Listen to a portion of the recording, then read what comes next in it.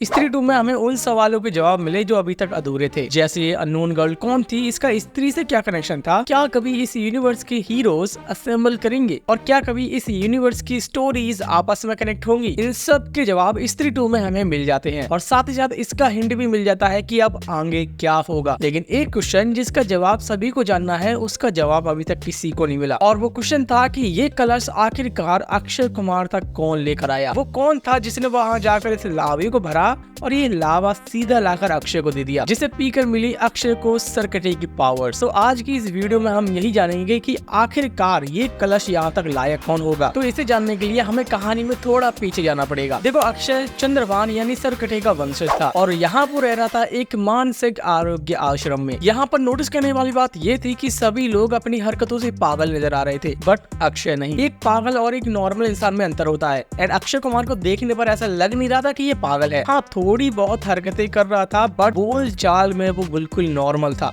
Means वो पागल नहीं था। तो इतना कुछ देखने के बाद मुझे लगता है ये पागल बनने का दिखावा कर रहा था। अब आगे जो भी मैं आपको बताने वाला हूँ वो बस मेरी एक थियरी है। ये थियरी उतनी ही सही हो सकती है जितनी की गलत। माइट भी अक्षय यानी सरकटे का वंशज बाकी के लोगों से बचते बचाते इंक्लूडिंग स्त्री इस मानसिक आरोग्य आश्रम में छिपकर रह रहा था। आई नो ये तुम्हें वियर्ड लग रहा होगा, बट सोच कर देखो, जैसे सरकटा स्त्री की प्रेजेंस में बाहर नहीं आया, वैसे ही माइट भी सरकटे का वंशज होने की वजह से वो यहाँ मानसिक आरोग्य आश्रम में पागल बनने का नाटक कर रहा था, पर वो था नहीं, ताकि स्त्री से बचा रह सके। अब यहाँ पर अगर इनकी खून एक है तो इनकी इरादे भी एक ही होने चाहिए, यानी स्त्रियों के लिए एक ही सोच। अब यहाँ पोस्ट क्रेडिट सीन को जितनी बार भी देखोगे तो नोटिस करोगे यहाँ पर अक्षय रेडी रहता है। यहाँ पर ऐसा भी नहीं था कि वो कलश को देखकर डर रहा था या फिर उसे खोलते टाइम कुछ भी सोच रहा हो। उसका ऐसा कोई भी रिएक्शन नहीं था। कलश अंदर आया, उसने उठाया, कपड़ा हटाया और सीधा मुंह ओपन कर लिया, जैसे कि वो यहाँ पर वेट ही कर रहा था इस कलश के आने का। बट सवाल ये है कि लावे को यहाँ तक लाया कौन है। तो मूवी को अच्छे से एनालाइज करने के बाद मेरी थियरी ये कहती है, हो सकता है इसके पीछे जना का हाथ हो। आई नो ये सुनने में थोड़ा वियर्ड लग रहा होगा तुम्हें, बट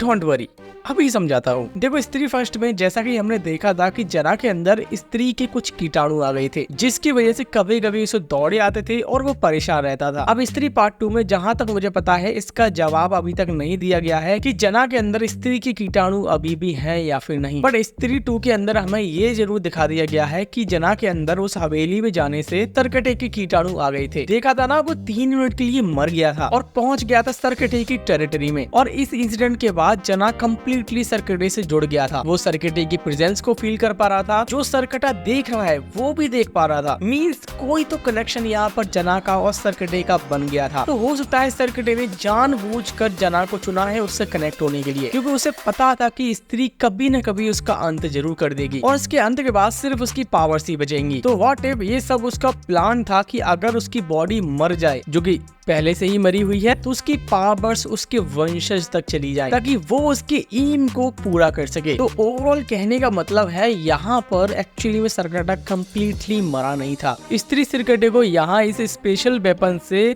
जमीन पर ही मार सकती थी, बट नहीं मारा। वो उसे खींच कर ले गई इस लावे में। पहले उसने इसके शरीर को डिस्ट्रॉय किया, देन फिर इसके सिर के 2 टुकड़े कर दिए। अब यहाँ पर सोचने वाली बात है, इस स्पेशल वेपन से इसके सर के 2 टुकड़े होने के बाद इसे कंप्लीटली मुक्ति मिल जाती। मींस इसकी पावर्स भी इसी के साथ खत्म हो जानी चाहिए थी, बट ऐसा नहीं होता। इसकी पावर्स मिलती है अक्षय को, यानी लॉजिकली देखा जाए तो ये मरा नहीं था। इसलिए स्त्री इसके शरीर को यहाँ जमीन पर नहीं बल्कि लावे में काट कर मार दिया ताकि ये रीग्रो न कर पाए। अब मुझे लगता है जना के अंदर सिरकटे के कीटाणु थे और माइट भी उसी के थ्रू सिरकटे ने अपनी अस्थियों को अपने वंशज तक पहुँचाया। तो यहाँ पर जब सरकटे की बॉडी खत्म हो गई और सब कुछ जब ठीक हो गया, तो कुछ टाइम बाद सरकटे की स्पिरिट ने कनेक्शन बनाया जना से। जना को यहाँ पर बुलाया और उस पर्टिकुलर लावे को एक कलश में भरकर अपने वंशज यानी अक्षय कुमार तक पहुँचा दिया, जिससे सरकटे को एक नई बॉडी मिल गई और अपने पर्पस को एक बार और पूरा करने का मौका भी। तो ओवरऑल मूवी को एनालाइज करने के बाद मेरी थ्योरी यही कहती है। बाकी यहाँ पर बहुत सारे लोग बोल रहे थे कि ये मुंजिया भी हो सकता है। हाँ, ऐसा भी हो सकता है, बट यहाँ पर मुंजिया को दिखाया नहीं गया। I don't know why. अगर दिखा देते तो यहाँ पर मुंजिया ही रिस्पॉन्सिबल होता है इस कलश को अक्षय कुमार को देने के लिए, बट उसे नहीं दिखाया, तो मैंने उसके पर्सपेक्टिव से ये थ्योरी बनाई भी नहीं। तो मेरी थ्योरी के अकॉर्डिंग यहाँ पर जना ही वो बंदा है जो कि ये कलश लेकर अक्षय कुमार तक गया था। बाकी आप लोगों को क्या लगता है, ये कलश कौन अक्षय कुमार तक लेकर गया होगा, वो आप मुझे कमेंट में जरूर बताना। और हाँ, अगर चैनल पर कैसे भी नए आ गए हो तो चैनल को सब्सक्राइब करके जरूर जाना ऐसी थियरीज, हिडन डिटेल्स और ब्रेकडाउन्स देखने के लिए। सो आज के लिए इतना ही। जल्दी मिलते हैं किसी नेक्स्ट वीडियो में।